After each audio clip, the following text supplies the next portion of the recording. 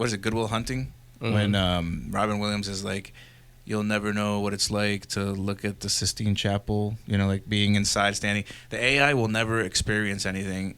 So like I Am Robot, Will Smith scene with the robot. It's like, do you know how to make a masterpiece, painting or drawing? And he's like, can you? And he's like, shut up.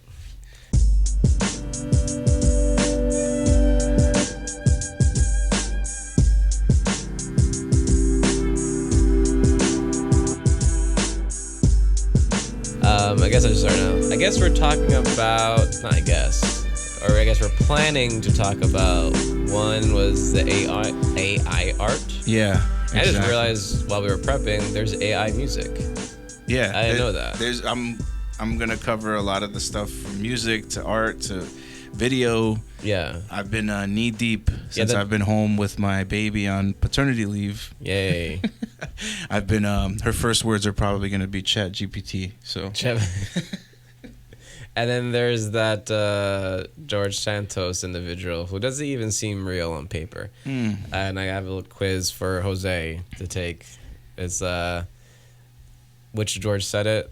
George Costanza versus George Santos. And for those people that are like Gen Zers, is a Seinfeld reference. So. Yep. But the AI thing is, there's a lot to it.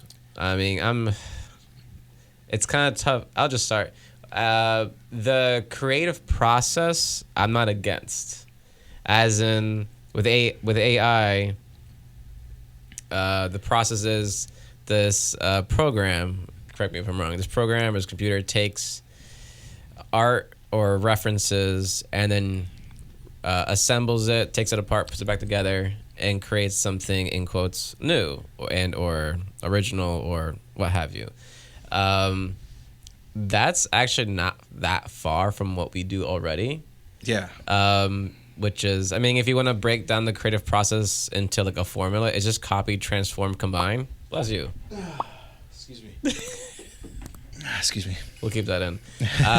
It's just copy, transform, combine. First, you copy something. Just say you're inspired by like Spider-Man, or maybe in music you're inspired by Led Zeppelin, and you like learn the song. Yeah, like influences basically. Yeah, and then you transform it. You add a riff. You add a few chords, or you take away a chord, or you add some drums that doesn't quite fit, or whatever. There's that, and then combine. You do that several times with different songs or different pieces of art, and you kind of put it together.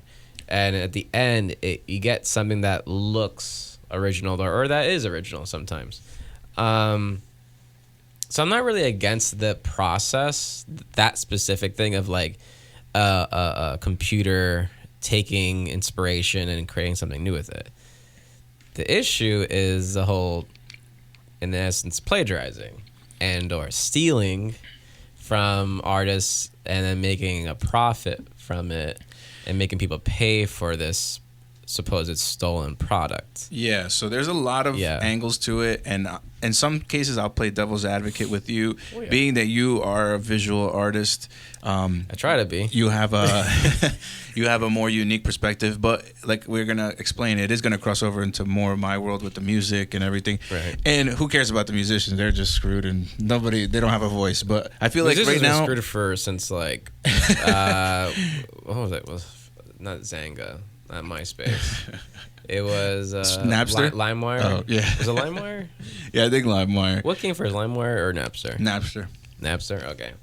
Yeah, since at that point, I mean, honestly, musicians have been screwed since they've had needing a production company or needing like what's that word? A distributor and all that. Like.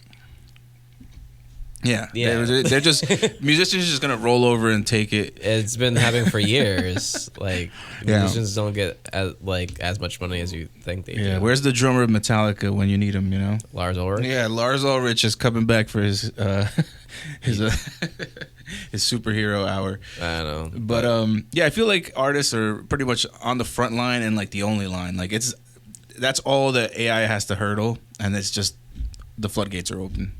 I just think that Because Yeah, basically with like the lawsuits and things like that, what people are saying is that their work is getting put into the engine, which is then making the outputs. Let's say like if you're a more modern artist, not like, of course, Salvador Dali can't like come back and be like contemporary. What the hell? Yeah, like some of these contemporary artists that are really big also are getting put into this engine, and people are able to generate work in their style.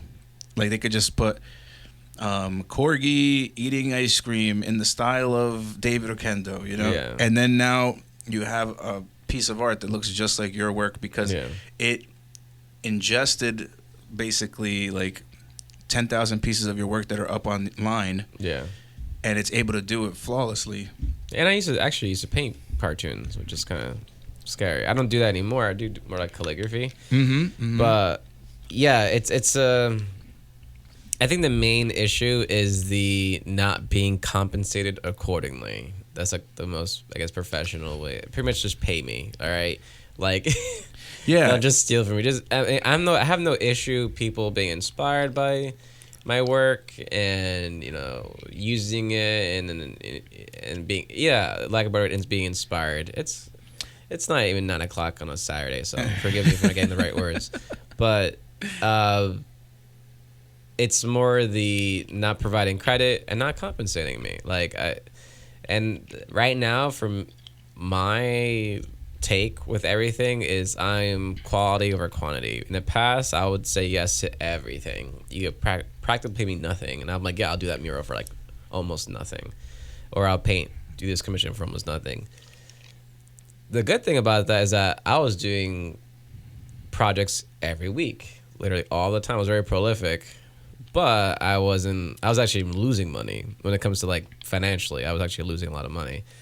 But I was kind of growing my resume. Now I'm at the point, being in my late 30s, my time is very important to me. And if I'm going to work on this project, I want to get paid accordingly. So I don't get as much projects now and in commissions, but when I do get them, it's like very substantial. Yeah. I've actually had to turn down 2 or 3 like design opportunities because they're like, "Oh, that's too much money," and I'm like, "Sorry, not sorry." Like, okay, well, when you asked me, this is my budget, and I feel bad because they're not malicious in any way. And I was like, "Well, here's another avenue for you guys to take if you want to go that direction," but there is that fine line of like, well, if people are doing this stuff for like cents or literally dollars, will artists just be like phased out? But then I feel like, will artists ever completely be phased out? I don't really know.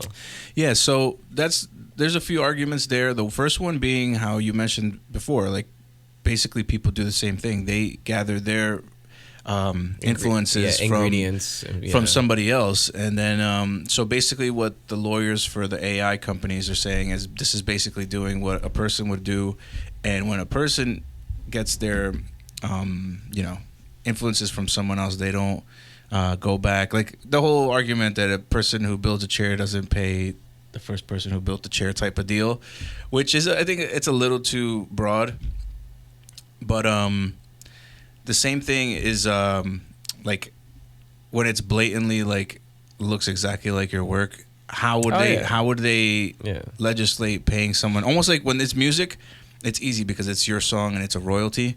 Like how would they legislate royalties when it's like not exactly your work? You know what I mean? Yeah, it's same ingredients but rearranged a little bit differently. Mm-hmm. And it's like basically this person could have done that if they had the skills. So like a lot of people that are jumping on this are people who like never had the time to build up their skills using Photoshop or painting or drawing. I'll say you guys are lazy fucks. Okay, just get better at being creative and build a skill. And you actually just triggered me. It's the same. I'm sorry. It's the same. I actually woke up. It's the same type of kid. As I'm a teacher, it's the same type of kid that rather spend an hour figuring out how to cheat a test than just learning the test and passing that way. The same amount of time you spent on like learning how to like build this algorithm to like cheat something. I will say the word cheat something and steal something. That same amount of time, you could just like actually just built a skill and just done it yourself. It's just that simple. Like, yeah. There so you go. You know who makes this? I've been using it a lot, and you know who I feel like this makes most dangerous? It's people who are graphic designers, because they are very skilled in how to manipulate digital files. Yeah. So they can pretty much, let's say a graphic artist that, digital artist that doesn't know how to draw very well, they're having a field day right now, because now they don't need to hire out people to draw things for them. They don't need to outsource anything. They don't need to build any skill. They just, let me just put, I can't draw an apple. I can't draw this anime figure or whatever. I can't do this landscape. Let me just type in. Exactly. And then now I have a landscape to work off of. We were at a restaurant, and I was trying to explain to my fiance what this program does. And I was like, you see that painting on the wall there? And I took a picture of the painting, and I said, give me something to put in that painting. And she just was like, wasn't even, she was eating her sushi and wasn't even really comprehending, because she doesn't know what I was even talking about, AI and all that stuff. She was like, I'm eating. All she knows is, like, I guess, like, the app that makes your, into a superhero. It became popular because of that face app. You put in your face, and it poops out, like. Yeah, so I've been using all the different softwares, just testing them out. So I was like, you know what? I'm going to put a clown in that picture crying. And I did it, and it's crazy. It's like you don't even understand how how it works so well.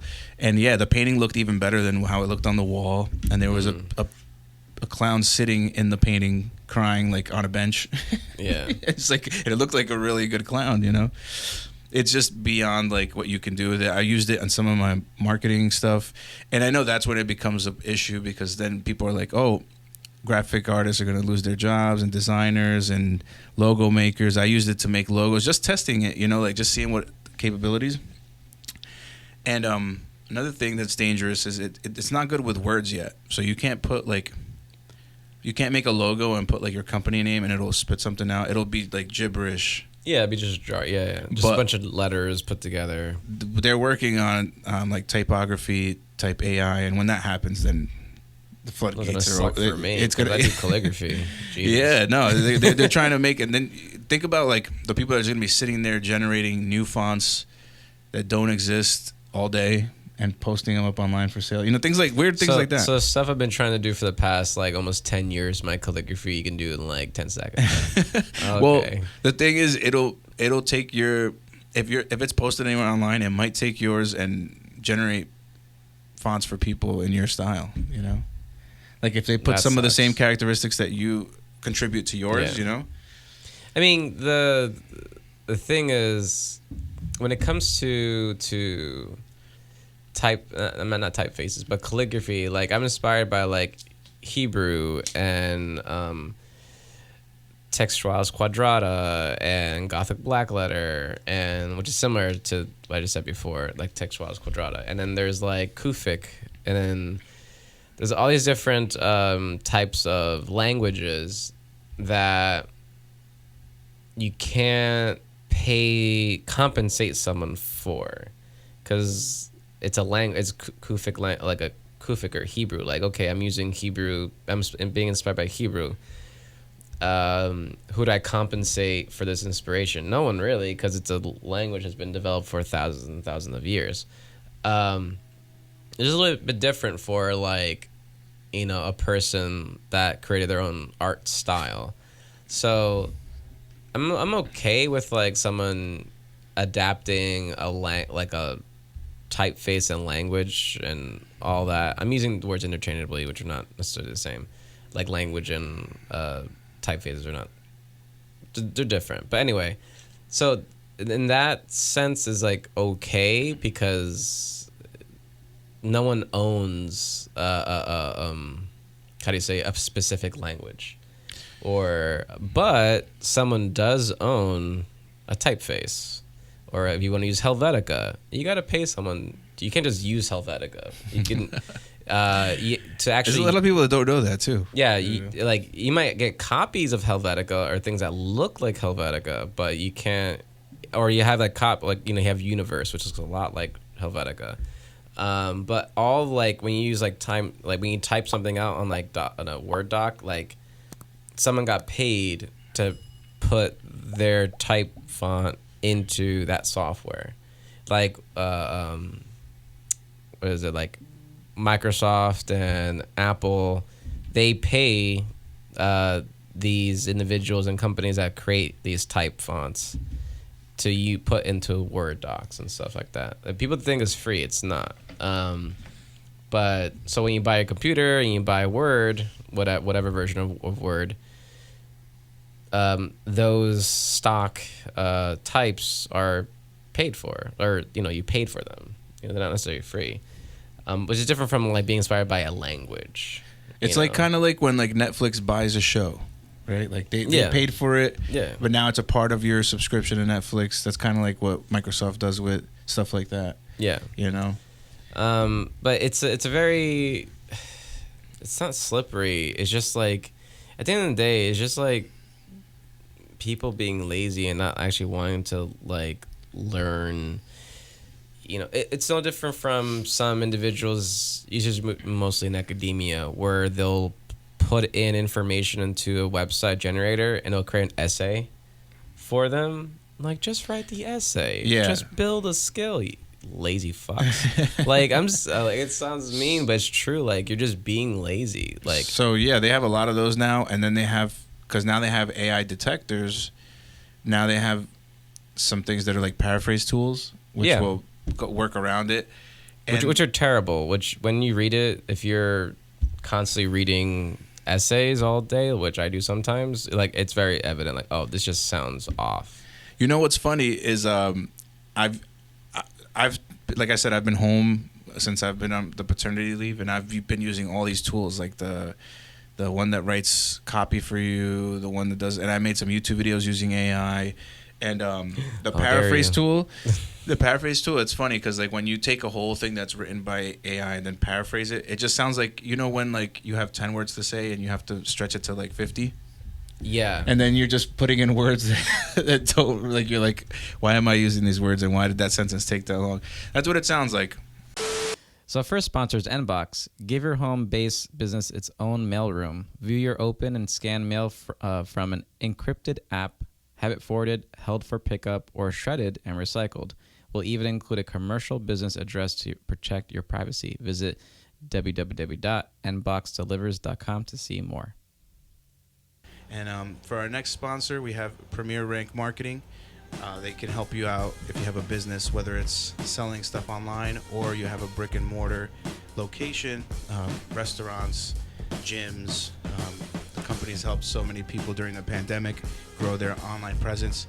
So if you need any help from social media to Facebook targeting campaigns, Google, LinkedIn, and all the other, even TikTok, they do TikTok ads. Just reach out to Premier Rank Marketing and let them know that WordsrTough sent you, and they'll hook you up with a huge discount.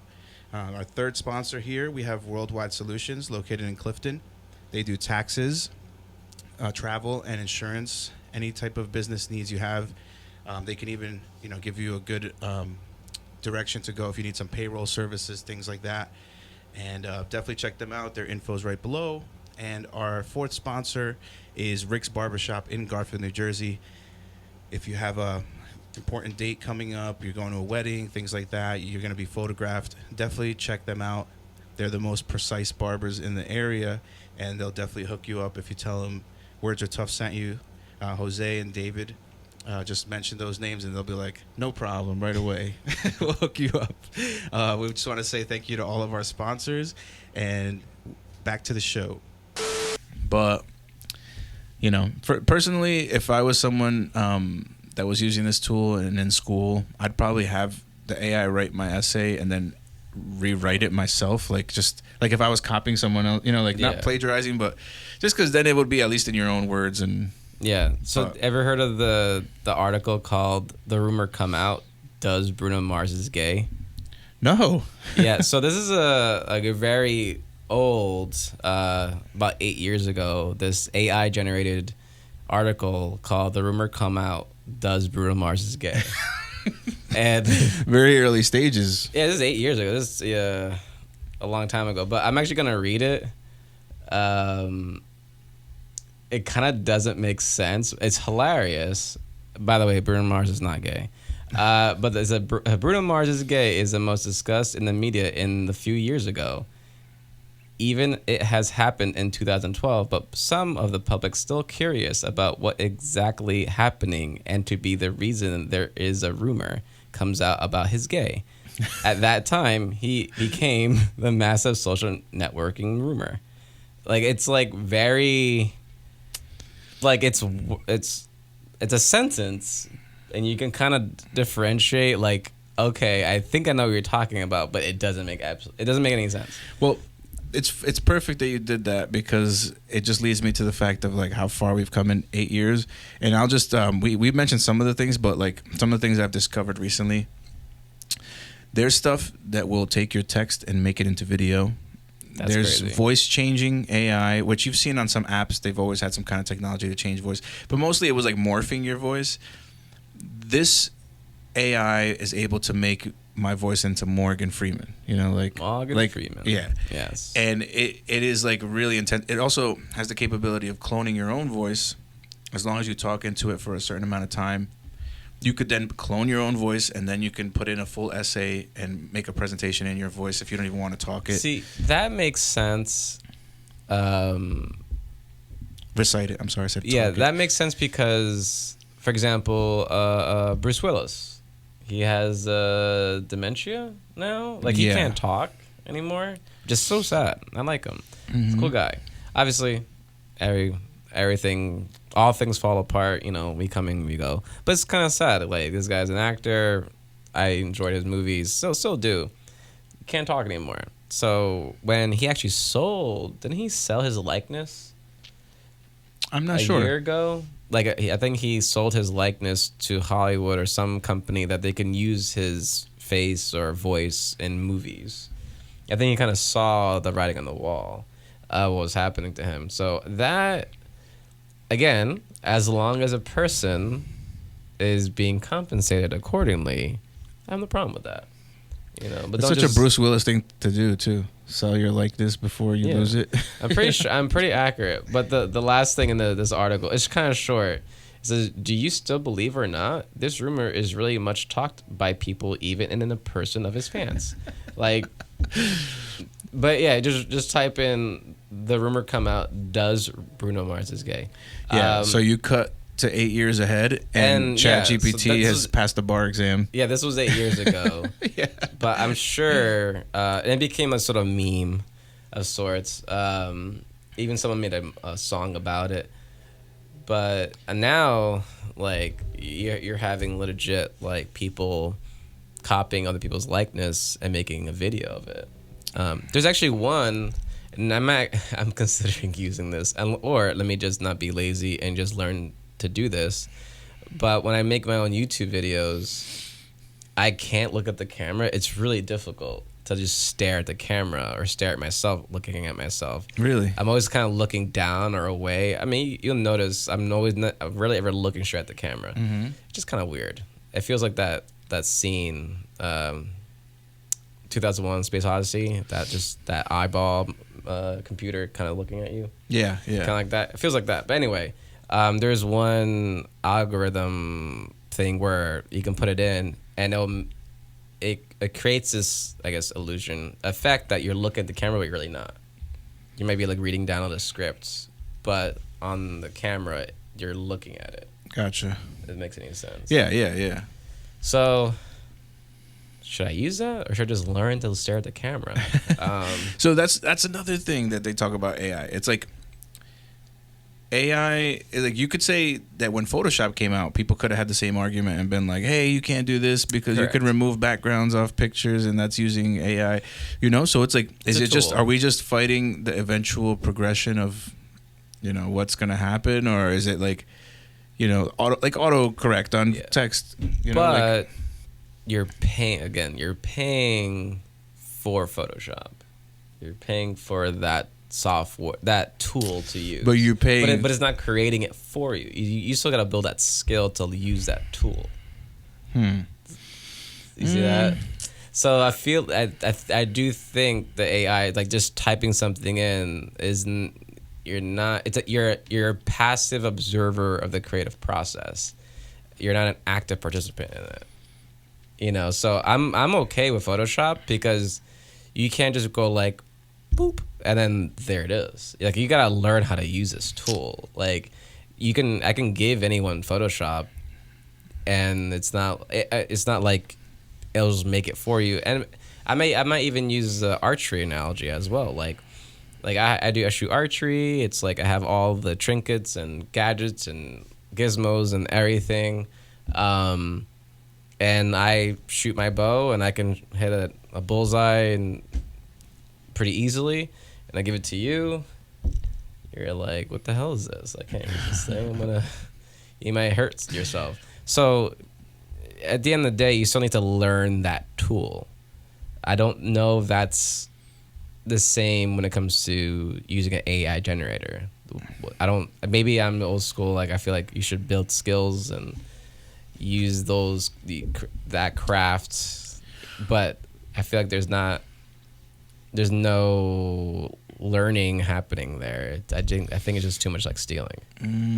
Yeah. See, the thing is also there's other sectors where it's not gonna be a big deal, and then it's gonna like design and art is gonna lag behind so hard, and there's gonna be an exponential demand in a field where it's already like deemed to be hard to work with, like to meet deadlines and projects and stuff like that. You know what I mean? Like people say, you know, like capitalism. Yeah. So now you're gonna have doctors, all these field schools making presentations like willy nilly with using AI, and there's gonna be no pictures, no art, no video to like supplement this. So I think it's just gonna be like, there's no way. Like, there's no way to meet the demands. Like, you know, if you now with ChatGPT, instead of working on 2 projects and hiring 2 designers, in half the time you could have 10 projects done, and you have to hire 10. You know what I mean? Like, right. It's just not gonna work out, and it's just gonna fold over to like people have to use AI because they're gonna get these 10 projects done before they would have finished the 2 before. You know, not using AI. You know. I think the companies has a class action lawsuit against them is Stability AI, LTD, Stability AI Inc., Midjourney Inc., and DeviantArt Inc. have created products that infringe the rights of artists and other creative individuals under the guise of alleged, in quotes, artificial intelligence. But yeah, I don't know. It's I think the issue is just the stealing part. I don't think anyone is arguing against the creative process of like, this is not creative. It is, but yeah, I think people are like, I do think eventually, maybe this is a bad analogy, it's gonna become like back then, when the automobile first came out. Rich people use cars and poor people use horses. And now, I mean, there are some expensive cars out there, but now relatively poor people or middle class people use vehicles, and now only upper class people have horses. I think maybe art might be that way, like only the rich can afford actual art. Maybe becomes that sort of. I mean, now it's almost like that right now, like high art and all that. Like, yeah, it's like the best store of wealth. Yeah, like Sotheby's or all those auction houses. But maybe fine arts, like in my realm, or even in music, like in quotes, real music or made by a person, might be just so expensive that only the upper class can actually afford it, or fine art, only the upper class can afford it, and all the music you hear or all the art you see is just made by AI. I don't know. Like, I'm trying to like, how do I think about something in 10 years from now, or 20 years, or 2 years? And I had a discussion with a student. He said, Mr. Kendo, if you were to go back in time, like, and proving to someone back from the, you know, the 1400s or 1500s, and how could you prove to them that you're from the future? And I'm like, they'll probably kill you. And I said, but what if someone came from the future, came back in time now, and explained to you this is a technology that we have in the future? Would you actually believe them? And he's like, I don't know. And he's like, and I said, well, how can a person from the future show you something that doesn't exist yet and convince you it's real? So it's kind of this, like, I don't know what's gonna happen in like 2 years or 3 years, like how it's gonna, you know. Will art galleries be obsolete? Or, I mean, now with the COVID, there was many online art shows where you do like a digital like trek through a museum or gallery and you look at artwork. Personally, I think it sucks. I didn't like it at all, but it was a sort of avenue that was available at the time because we couldn't, you know, be and things like that. Mm-hmm. Yeah, and I remember actually when I was getting into 360 video and stuff, I had approached you about that idea about doing, I think it was before we started the podcast even, doing like a digital representation of one of your galleries. Yeah. Yeah, and then like you could do like a, you know, whatever way to gain entry, like do like a either donation, you know, and then you could go in and do like a 360. You could walk through the whole thing. Now there's even more advanced techniques where like I could set that 360 gallery up in a park in Garfield, and people with AR glasses can walk, and there's like a portal, and you walk through. Yeah, that's so pretty cool. There's a lot of cool stuff you could do that's coming, and someone's gonna do it, you know, and then eventually everyone's gonna start doing it. Then you're not gonna need even stores. It's just gonna be a web store that's in a physical place. You know what I mean? Like, you don't even need to pay rent. Actually, speaking of that, I have had many shows in the past, and it's usually family or friends. They'll say, hey, I want to go to your art show. I'm like, great, come by. It's like, how much is a ticket? I'm like, what ticket? Like, you know, how much does it cost to enter? I'm like, it's free. They're like, but how do you make money? I'm like, you buy the art. They're like, what? I'm like, you show up and you buy the art. I mean, I don't charge to go inside I mean, unless you're like Banksy or some person like that, then maybe there might be an entrance fee. But yeah, when you go to art shows, the point, yes, it's nice to socialize, yes, it's nice to drink some wine and eat cheese or whatever, wear black turtlenecks, whatever. But at the end of the day, if you want to support artists, don't obviously support by sharing, by talking about it, by conversing and all that, but also support the artist by actually, you know, buying the art. You know, like, I realized that I had a bunch of Gorillaz music CDs, and I lost all of them. I don't know where they are. So what I did, I just went on, you know, iTunes, and I bought like all the albums that I lost. It was kind of not expensive, but it costs money, but it's a band I really like and I support them, so I bought the music. Could I just easily just go on YouTube and type in Gorillaz music and make a playlist and all that? Yeah, I could do that, but I support the arts. So they'd only make a fraction of what they would you purchasing the album. Yeah. And the Gorillaz are really great. We saw them at a festival one time, as the way you see the Gorillaz, you know, because was it like was it the actual band or was it the animation? It was the animation, yeah, okay. yeah. It was, but still, it was cool, you know. It was like their performance, you know. So it was fun. I guess, I mean, I'm sure some representation of them was there playing live somehow, or maybe. Yeah, because it had a live element to it, but on the screen it was all just animation, like an animation, you know, playthrough performance, you know. I mean, people forget this, but the members, it's just two guys, really. Is Damon Albarn, who was Blur. Yeah. He was in Blur and a bunch of other bands. And Jamie Hewlett, who doesn't get enough credit, he does all the visuals. They did have a falling out. That's why there was like a few years in the late 2010s where all the performances were live. Like Damon Albarn was actually there performing because they had like a bit of falling out. So and then now recently they have a new album called, what's it called again? That's so many albums. Calm down. And just for people who have listened to the Gorillaz, and Cracker Island is what is out now. Cracker Island, great name, Cracker Island. He, the singer of Blur, frontman. I think he also plays guitar too in Blur.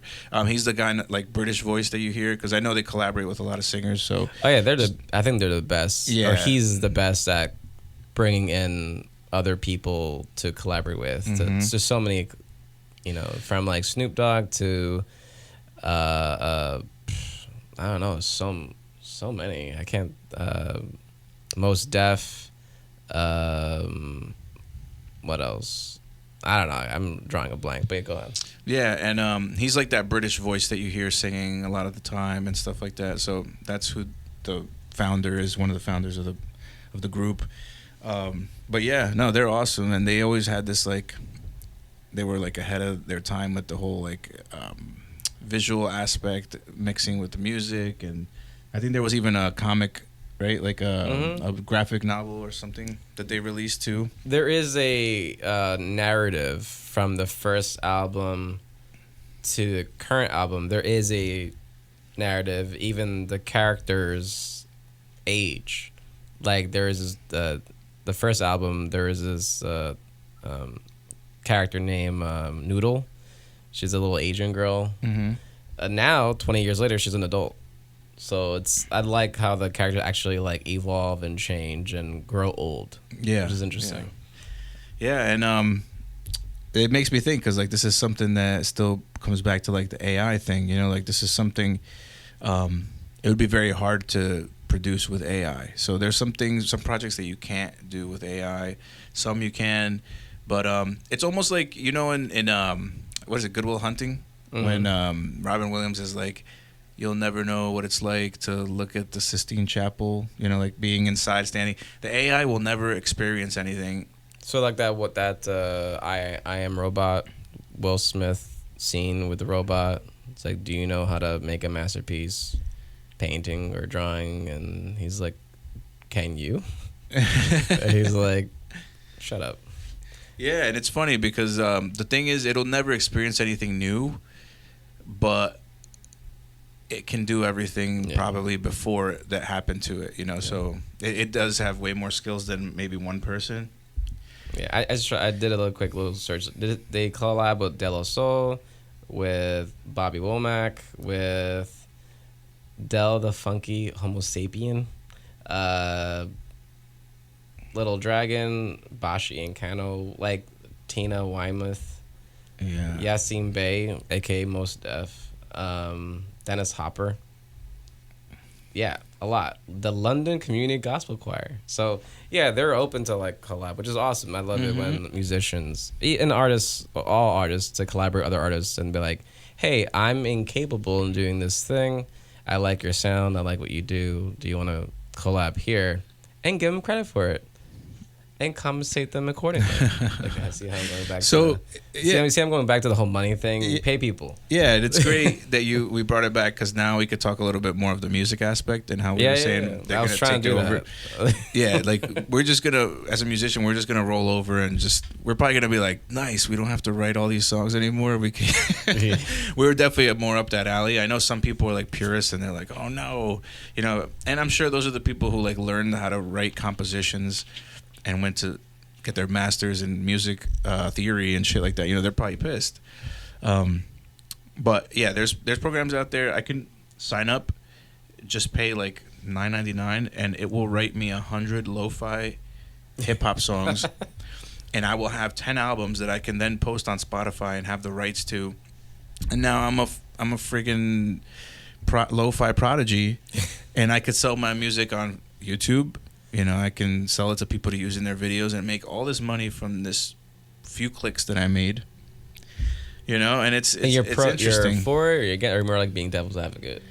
Well, for me, I'm not against it. I feel bad for the people that are, because a lot of times AI, they thought they were going to come for people like in white collar jobs and things like that. They were scared, but it came right for like the creatives. It came right for people's souls, you know, like like creatives. they thought it was going to be the hardest, because how are you going to paint a painting, you know, like and how are you going to make a song? Yeah, like, that's the one thing an AI can't do right now is physically make a painting. Mm-hmm. But we'll wait until 3D printing works that out, because they'll figure that out eventually. Oh yeah, AI is going to be like, you could set up a machine learning. Like, I'm sure there's people working on it with 3D printing. I can make something in an AI and make it from 2D image to 3D image, and then just put that file into a printer, and I can make a physical product in less than an hour and set it up on an Etsy shop, and I can make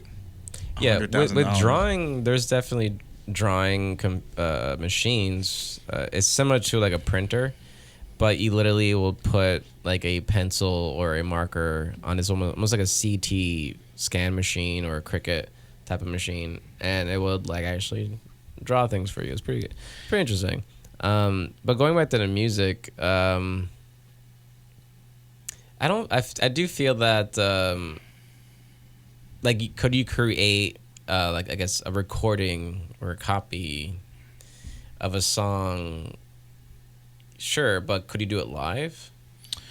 Oh yeah, absolutely. Like, for example, I pulled up Polyphia because I've been listening to Polyphia for several months now. I mean, I've heard them way back when, but I like their song, their sound now more. But like, a generator could like make a Tim Henson Polyphia riff, right? Absolutely. But could you do that live? Yeah, no. So I think it would be pretty easy. Like, it would be able. The thing is now, like, just like artists would become, like you said, like you can't paint a painting. Basically, musicians' value would be performing. You know, like a performance, and you kind of lose that whole value as a writer. You know, unless you're an innovator. Like, let's say, you know, bands like Polyphia, they're in a certain style, but like people in that genre is like Tosin Abasi from Animals as Leaders was looked at as like kind of like an innovator in like the prog rock world. You know, just because he's like type of picking that he does, and people like that. You know, there's another artist called Pliny that my friend is really big into, and he's really good. I've seen him live. Those are some people in that same genre that I would suggest to listen to, but I don't think AI can make that. But now that they already wrote it, now it can, you know? Right. Like, it couldn't make, if this program of AI couldn't make that 5 years ago, but now as they innovate, now the AI becomes an innovator, and they could probably write better albums than them now, you know?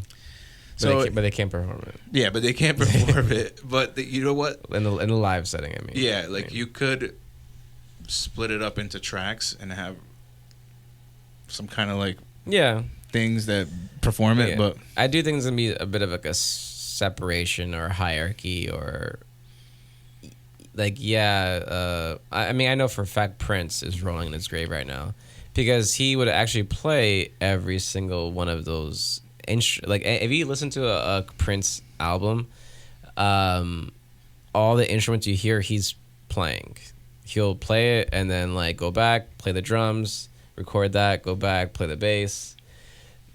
Now I'm sure he's rolling in his grave. Like, this is ridiculous. You're trying to tell me that I've spent these years perfecting all this craft, and now you're saying you could just press a button and it's like, boop, there it is. I don't know. I mean, I'm not against like technology, you know, but it's that I don't want people to lose the craft of it. That, you know, the creative process is the same regardless, but the physical craftsmanship, you know, I still think is important. The scary part too is like, the more dependent you become on these tools, then whoever owns the tools can then kind of dictate what the future looks like artistically and musically. Once they say, all right, you know what? I'm taking this guy's software. Like this guy's style out of this software, and everything starts looking the same. You're able to shape. You can dictate. Yeah. I don't know. I just thought of that right now, but I just like. You can say, oh yeah, we don't like this artist's sound anymore. We don't like Gorillaz anymore, or whatever. And people we're using gonna take anything AI. we're gonna take anything that sounds like that. We remove that. It won't be able to be generated.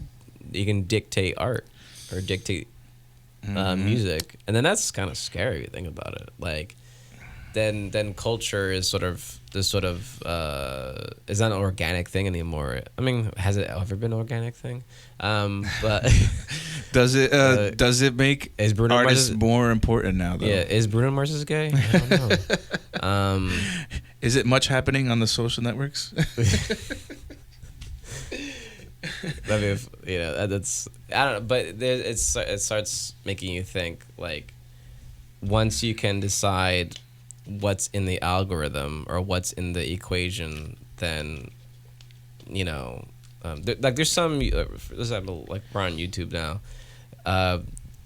YouTube, there are some pages I'm subscribed to that I actually like watching videos, and I don't get any information about those videos when they post. I can actually go and search it up.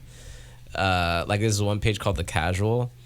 It's this page about Japanese fashion, and I love Japanese fashion, even though I probably don't even fit in the clothing.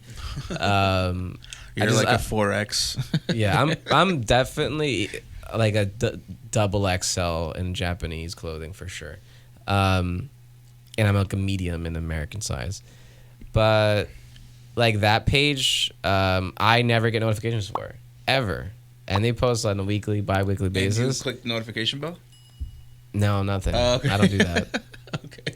I refuse. Speaking of, because I want to go to my subscribe, YouTube, and click the notification bell. Like a subscribe and notification bell, even though I don't click it for anybody. But really, I don't like notifications on my phone at all. And I'm not joking. Every single person, including you, I actually have on silent. The only person I actually have not on silent is my wife. So, because at work, honestly, she's the only person I care about when it comes to, like, I need to know what's happening in case it's an emergency or whatever. Mm-hmm. But everyone on my phone, it's on silent. So I actually gotta look and open and see, like, oh, someone texted me. It makes sense, especially you work at a school. So like.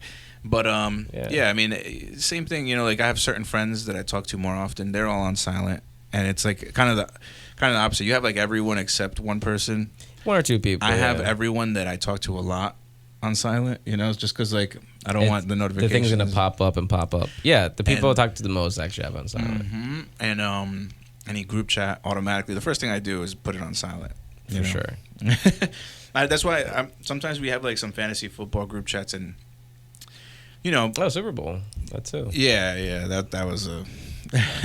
I actually, I'm proud of myself. I did not see one lick of footage, commercial, performance about Super Bowl. I don't know what happened. I don't know who won. I'm kind of, you can tell me, I don't really care. I just found out who was playing the day after. Like, I have no clue what's happening with football. I went to one football game. It was a Giants game against the Texans. That's it. Okay. But I'm completely oblivious about Super Bowl this year. Yeah, football. No, you know what? It wasn't a very eventful one for me. And there was some, like, looked like what it was like cheating kind of. You know, like some kind of fixing. And it just kind of, I don't know. I didn't feel the vibe. Even though a lot of people watched the Super Bowl, I think, honestly, it was because of Rihanna's performance. That's all I know about. All I know is that Rihanna was like this red lollipop. She was just wearing all red. Yep. And she was pregnant. Yep. And she was pregnant. All right. Yep. Do your thing. You're a billionaire. Do whatever you want. Be pregnant. Perform. If you could do it, great. No more power to you. Yeah. So I mean, it's like basically, you put people on silent, and then there'll be like people complaining like, it's 11 o'clock at night. Come on, guys, this and that. And I'm like, it's usually like older gentlemen, you know, Old like curmudgeons. 50 years old or something like that. And I'm like, bro, click settings and click silent. It's like it's pretty much that easy. We did like a freaking PowerPoint presentation for them how to do it, and it's just like, oh my god, Wow. like just stop. They're like, we can't shut off our notifications because How old are we these work for the people? fire department. We're like, bro, we didn't say shut off all of Well, them. yeah, you can shut off individual texts or individual people. It's sad, Yeah. the level, the But state of affairs. People don't know that the Super Bowl is just to make money. All of it's honestly, the game is just it's just a commercial. The whole Super Bowl is just a big commercial. It's just a big promotion thing. Without all the extra stuff, the game would be no longer than any other regular game. I'm not anti-football, but it's very evident that Super Bowl is just a money grab. It's just to make a shit ton of money. I think the cheapest seats you can get for Super Bowl is like what, $5,000? I think it was 3,500 this year, but it was like 35. nosebleeds. Yeah. But yeah, so obviously in a regular season game, those nosebleeds would be like, I don't know what, $50. Oh yeah, you could get some pretty good prices. But I don't know how long we've been talking for. It's very warm in here now. Yeah. Very warm. Yeah, we're definitely shutting that off for the next episode, but now at least it's Yeah. captured here. Oh, and by the way, we will be having a guest on the next episode, so for sure. Yeah. Well, maybe. we're getting that in the works. Yeah. No, he's confirmed. Oh, he's confirmed. Yeah. Because we didn't talk about George Santos yet, but we're already kind of hitting an hour by this point. No, I think we have enough time for some All right, so Georgie. let's talk about George Santos. So George Santos, his full name is George Anthony DeValder Santos. He is a U.S. representative for New York's 3rd Congressional District. And he's a complete fraud. And my little quiz for Jose today is, like, he's lied a lot. He's lied about attending an elite prep school called Horace Mann, which I actually did not a seminar, but I did like a little short seminar / art show there some time ago. He graduated from college. He did not graduate from any college. He was a star college volleyball player. That's completely false. He worked at Goldman Sachs and Citigroup. False. He helped develop carbon capture technology. That's also false.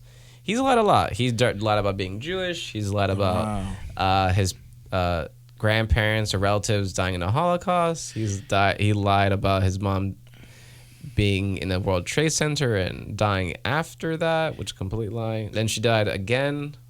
I think according to him, she's died 3 times, which is... Most importantly, he didn't lie, but he didn't also come forward with his we used this word before, prolific participation in drag queen contests. Yeah, he's lied about owning property. He's lied about being half black. He's lied about he lost employees in the Pulse nightclub shooting, which is terrible. He likes lying about death things. I noticed. I just noticed that. Those are the kind of most powerful things too. Like it's the worst to lie about, but like it tugs on the heartstrings of people the most, you know. So, and he's lied about not being a drag queen. But the thing is that, like, what's wrong? Like, honestly, I love drag queens. They're the best. Have you ever seen a drag show? Yeah, they're so entertaining. They're awesome. Like, that'd be the first thing if I was a politician and I think he's Republican. Oh, no, he's but he's doesn't openly really work. He's openly gay though. Yeah. Is that like, oh, you can be gay but you can't do drag? I feel like it might be like he's Latino and claimed to be Jewish and claimed to be black, and he was gay. So they were like, you know what? This is like knocking out a bunch of things in one person for them, like checking off the box that they don't have any of this, you know, like in their party. But it's so sad to say that way. But, you know, they're like, oh, look, great. We can put them all on one guy and we have someone, you know, to represent all those communities. Yeah. The thing about the whole half black thing, it's tough because he does identify as biracial, and a lot of Brazilians I know are biracial. And this article in The Week says, when pressed to elaborate, he said he's Caucasian and black. Though both his parents are born in Brazil, but that's okay. He said his father has roots in Angola, and his white Caucasian mother had fled socialism in Europe as an immigrant from Belgium. I mean, the issue with saying half black or biracial, it's people from Brazil, from the Caribbean. I'm Puerto Rican. We're a mixture, conglomerate. We're like a lot of things. I'm literally almost everything other than like Asian, because I have roots in Africa. I have roots, I have indigenous roots. I have European roots. My last name's Okendo, which is like from the Basque region in Europe, which is like between France and Spain.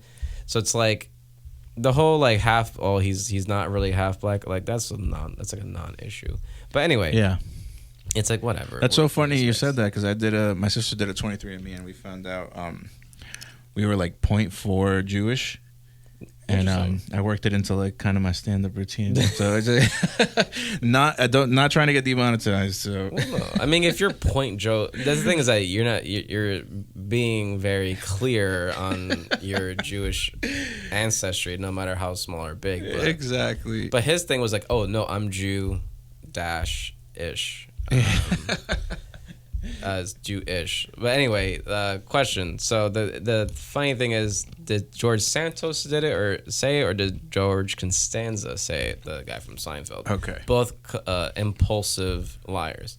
So question one, or quote one, you can't make this crap up. Who said it? Santos or Costanza? So the quote is Santos. Santos said it. All right. So it won't tell me the results till later. Okay. 2, just remember, it's not a lie if you believe it. Costanza. Costanza. All right. 3, I always wanted to pretend that I was an architect. Santos. Santos. Interesting. Those are, I don't know the answers to these, to be honest. I mean, I've read the questions, but I don't know the answers. Number 4, if you're from New York, you know what they did to me. If you're from New York, Santos. you know what they did to me. Santos. It might be Santos because he did claim he was like mugged. 5, I'm one of those people who change. Costanza. They all sound messed up. Like in the right context or the bad context, it sounds messed up. 6, I think they're just 10 questions, so it's not like 20 questions. Okay. It was the exact same look my father gave me when I told him I wanted to be a ventriloquist. Santos. They all sound so bizarre. 7, I'm embarrassed and sorry for having embellished my resume. Costanza. That sounds like an AI quote. Like, I'm embarrassed and sorry for having embellished my resume. AKA, you lied. 8, I just have to pick myself up, dust myself off, and throw myself right back down again. Santos. That's a weird quote. Throw myself right back Yeah, it's down. such a like politician quote. 9, I'm not a criminal. Santos. I was gonna say that's what's Nixon. I'm not a crook, but he says I'm not a criminal. And 10, I lie every second of the day. My whole life is a sham. Costanza. I think so too. Anyway, finished quiz. What did you get? All right. So your score is 50%. Oh. Half and half. So 1, you can't make this crap up. You got that correct. Santos. Just remember, it's not a lie if you believe it. Costanza, that's correct. 3, that was wrong. I always wanted to pretend that I was an architect. You said it was Santos. Costanza said that. 4, if you're from New York, you know what they did to me. Santos. I thought that was at him too. That was correct. 5, I'm one of those people who change. Santos said that. Okay. I'm one of those people that change. Whatever that means. 6, it was the exact same look my father gave me when I told him I wanted to be a ventriloquist. Costanza. That seems just bizarre. 7, you got, I think, the latter half. Okay, 7, I'm embarrassed and sorry for having embellished my resume. Santos said that. Okay. I'm not a criminal. Santos said that. And 8, the whole, like, I throw myself right back down again. It's Costanza. And the last one, I lie every second of the day. My whole life is a sham. I don't see Santos ever saying that. Yeah. I lie every single day lie every second of the day. My whole life is a sham. I do think I'm not a therapist or doctor.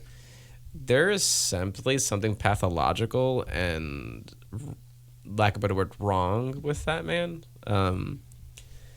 I feel like he's not going to go away. Like, I think maybe this is high hopes.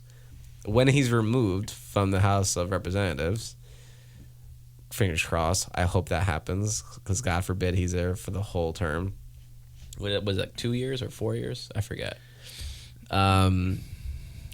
It's I too feel early like for terms. even after he's like removed or stops with this he's gonna write a book. He's gonna be on a show.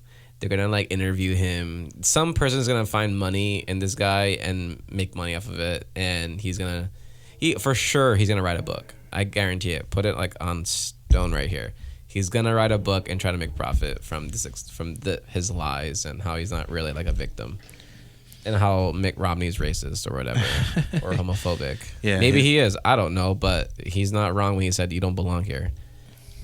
Did you see that one little confrontation they had? No. Before the president spoke about a week or so ago. I forget when. He went by him. He's like, "You don't belong here. Why are you here? Like, it doesn't make sense. Like, you're a fraud." That's true. Now, I was saying before, like, why aren't more politicians up in arms? Why isn't every single politician up in arms? And my thing is, like, maybe they also have skeletons in their closet, and they don't want to like out themselves. Yeah, and also I think they don't want to lose a seat because he's Republican too. Yeah. And I think you meant the State of the Union, right? State of the Union. There you go. Yeah. Yeah. And there's some stuff going on in the country that we will get to on the next episode as well when we have our guest. Like some things that fly in the sky and things like that. So lots happening. Balloons. Yeah. By the time that episode comes out, though, I think we'll have more information on what it actually is. We'll see. Yeah. I don't know. But yeah, thanks for guys for checking out another episode. Please like, subscribe, click the notification bell so you get our videos. Don't be like me. Like and subscribe, and notification bell. Yeah, and again, this is our we just got monetized, so really thank you guys for watching, and we're considering doing a live streaming and all that. Yeah, we're gonna launch a live 24/7 channel, which should be up by the time, I would say, somewhere between the end of this episode gets launched and the next episode. We'll see. Yeah, and our plans are just to have the last 5 episodes running concurrently, looping, and seeing if it provides some new viewers. You can hear our voice 24/7, our soothing voices. Yep. Yes. So yeah, thanks a lot, guys. Leave some comments down below. Hit us up on social media if you have anything that you want to add to the show. You want us to talk about. And comment. Yeah, it's like dead in the comments. Sad. Yeah, definitely leave some comments. I'm offended. And yeah, we'll see you on the next episode. Talk to you soon.